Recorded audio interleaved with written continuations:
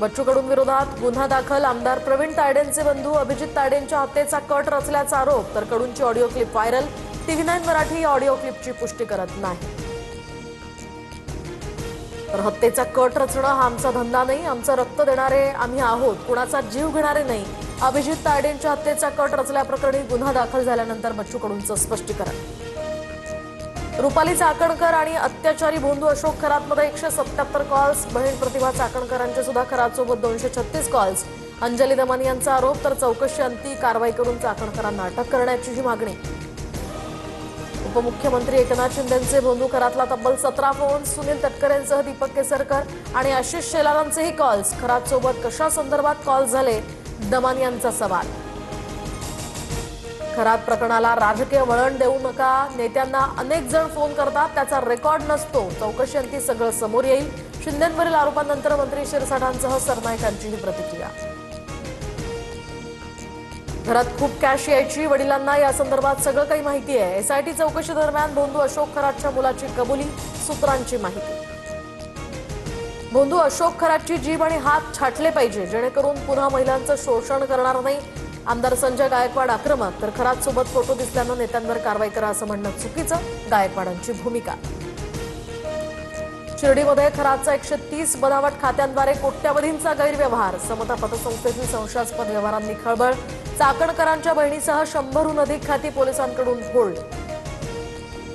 राष्ट्रवादीच्या नेत्यांमध्ये विसंवाद उफाळल्याची चर्चा. तर आमदार शिवाजी गर्जे आणि सुनील तटकरे यांच्यामध्ये शाब्दिक खडाजंगी. गर्जे इतर आमदारांची दिशाभूल करत असल्याच्या चर्चेनंतर तटकरेंकडून समज. सूत्रांची माहिती. बारामती आणि राहुरी पोटनिवडणूक लढण्यास काँग्रेस पक्षश्रेष्ठींचा हिरवा कंदील. काँग्रेसकडून काल इच्छुकांच्या मुलाखती. काँग्रेस मित्रपक्षांशी चर्चा करून उमेदवारांची घोषणा करणार. अनेक वर्ष काँग्रेसनं अजितदादांच्या सहवासात राजकारण केलंय. बारामती पोटनिवडणुकीमध्ये काँग्रेसनं उमेदवार देऊ नये, मंत्री चंद्रशेखर बावनकुळेंचं आवाहन. तर राहुरी पोटनिवडणूक लढवल्यास अडचण नसल्याचंही वक्तव्य. सोलापूरच्या अंजन गावात शिवरायांचा पुतळा बसवण्यावरून वाद. लक्ष्मण हाकेंसह समर्थक आक्रमक. शिवरायांचा पुतळा असलेल्या परिसराची मोजणी करण्यास तीव्र विरोध. अधिकाऱ्यालाही धक्काबुक्की. राज्यात अवकाळीसह वादळी वारा आणि गारपिटीनं थैमान. कांदा, डाळिंब, आंबा आणि रब्बी पिकांचं मोठं नुकसान. शेतकरी हवालदिल. प्रशासनानं तात्काळ पंचनामे करून भरीव मदत देण्याचीही मागणी. अमेरिकेचं दुसरं F-35 हे लढाऊ विमान पाडल्याचा इराणचा दावा. तर काल पाडलेल्या F-15 या लढाऊ विमानाचा पायलट पकडल्याचा सुद्धा इराणकडून दावा. हॉर्मुझ सामुद्रधुनीच्या टोलनाक्यावरच अमेरिकेचा सर्जिकल स्ट्राईक. इराणच्या केशम बेटावर बॉम्ब वर्षाव. बंदरं आणि पायाभूत सुविधांचं मोठं नुकसान. जहाजांची वाहतूक सुरळीत व्हावी यासाठी हल्ला केल्याची अमेरिकेची प्रतिक्रिया. इराणमधील शासन खराब म्हणजे बॉम्ब हल्ले करावे असं नाही. फ्रान्सचे राष्ट्राध्यक्ष मॅक्रॉन यांच्याकडून अमेरिका आणि इस्रायलच्या भूमिकेवर बोट. तर मागील 20 वर्षात इराक, अफगाणिस्तान, लिबियामध्ये हल्ले करून काय मिळवतायत, मॅक्रॉन यांचा सवाल. हॉर्मुझच्या सामुद्रधुनीमधून इराणची नवी वसुलीची योजना. हॉर्मुझमधून जाणाऱ्या जहाजांकडून $20 लाख मागणी.